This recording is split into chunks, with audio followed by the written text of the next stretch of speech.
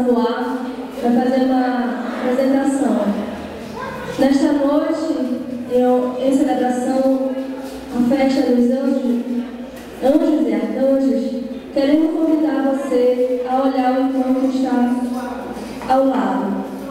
Observe a graça e a beleza da criação de Deus.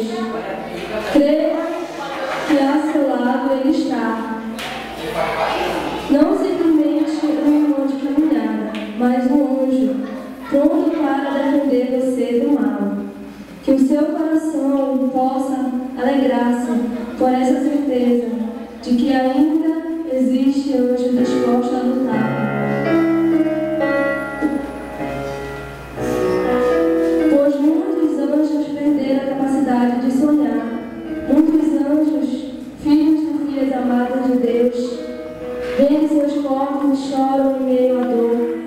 Têm a calçada e a sarjeta como um berço. Choram em meio à fome e à miséria. Muitos anjos já não podem mais voar. É a fome e a miséria dos verdadeiros filhos de Deus.